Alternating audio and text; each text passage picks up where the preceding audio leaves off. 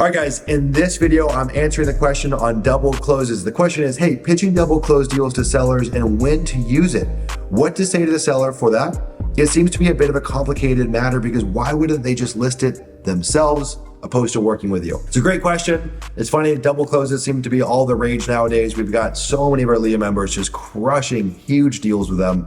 By no means is it our sole strategy, but it's a great addition to the land business. I did my first double close over 3 years ago, and we've reintroduced it into our business last year, and it's made up a pretty good chunk of our business. Now, I'm not gonna give away our script. To be honest, we've battle tested this script. A lot of our Leah members are using it. It took us a long time to figure it out, so I'm not gonna give that out here on YouTube. I'm not about gatekeeping content, but I'm also not gonna throw away the secret sauce or the value that Leah members pay for. Now, what I must say on top of that is I'm not a script guy. Like, we don't have like a, hey, just say this, say that.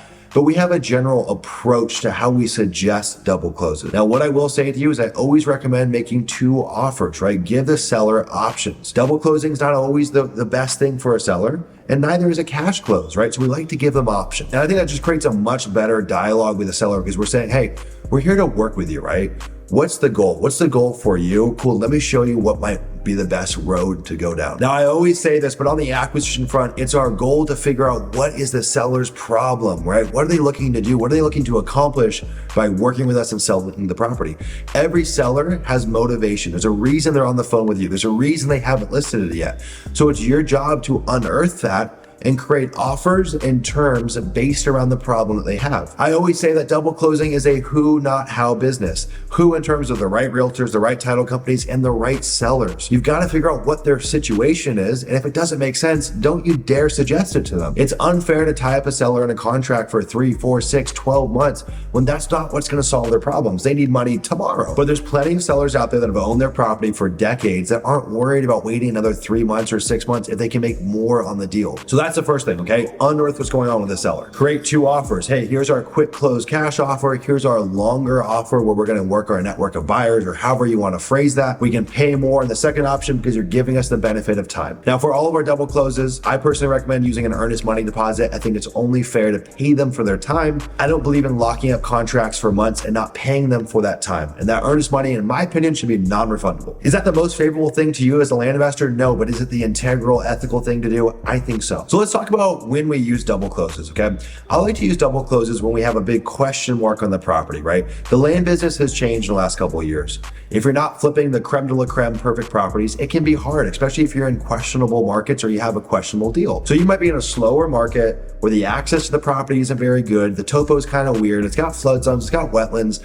Now, 2 years ago, I could buy that property and almost guaranteed to sell it in 90 days or less. There's just so much liquidity in the land business, but that's really changed. It's kind of gone back to how it used to be. So when we have deals, we're like, this kind of concerns me for X, Y, and Z reason. I want to implement a double close strategy to mitigate risk. People often forget that in this business, we're just looking to mitigate risk. I never know exactly what I'm going to make on a deal. So I'm always trying to buy with a margin of safety. And sometimes that's based off of the price, and sometimes it's based off of the terms for the deal. Now, if we have a slam dunk deal, that's obviously a great deal in a great market, I'm not looking to double close it. Why would I? I introduce risk where the deal could go and slip through the cracks because the seller changes their mind, they back out of the contract, they sell to someone else. The safest thing you can do is put your name on a deed and hold title to the property.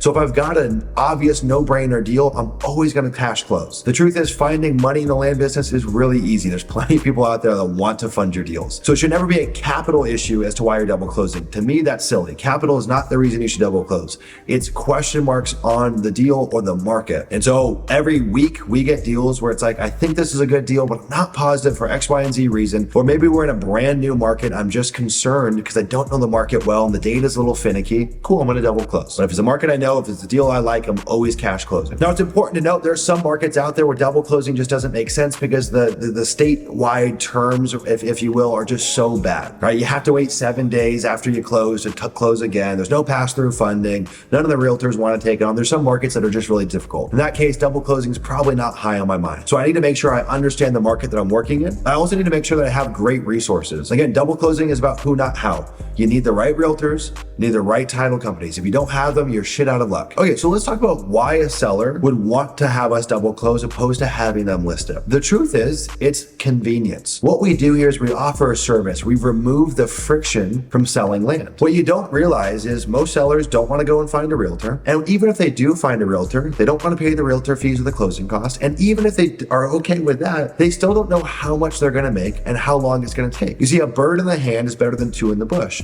And so when I tell a seller, you're going to make this much and you're going to close in this time frame, and we're going to try to close faster if we can, that's one bird in the hand. Now, for some folks, they don't want to do that. Well, that's not a qualified lead for us, right? That's why not every seller makes sense to work with a land investor. But for the ones that want a sure thing, that don't want to have to think about it, don't want to have to go through the rigmarole of finding a realtor and dealing with that mumbo jumbo, to them, it's a service. We're removing friction from a process. I want you to think about it like this, right? I'm in my garage right now and I have a really nice little bike over there. Okay, I've got a mountain bike. Let's say I stop mountain biking. As it stands right now, I run 3 businesses. We got dozens of employees. We got hundreds of students inside Leah. So the odds of me going and listing that mountain bike and trying to get top dollar for it are 0. If I wanted to sell it, there's no chance I'm going to do that. More than likely, maybe I have a garage sale, or maybe my neighbor sees it in my garage and says, "Hey, Sumner, I'll give you $400 for the thing."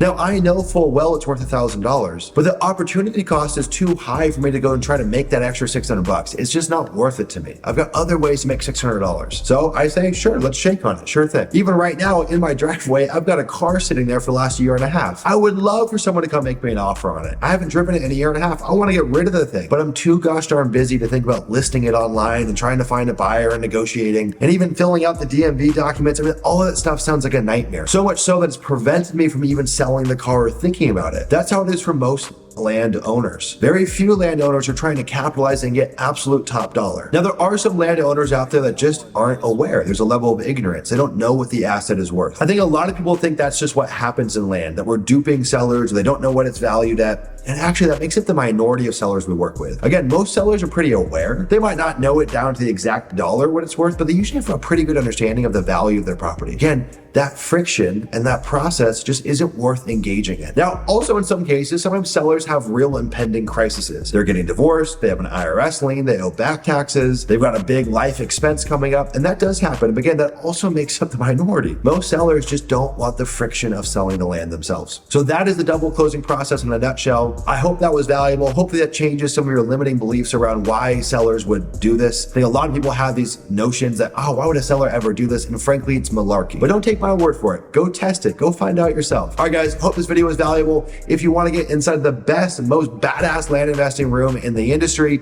head over to landinvestor.co/apply. We only allow 15 folks to join every month. We've capped the number of enrollments and we're focusing on quality over quantity. Because at the end of the day, we sell outcomes. I'm not here to just stuff a room full of land investors. I want people to win. Hope this video was helpful. Give it a thumbs up, a like, a subscribe. Much love.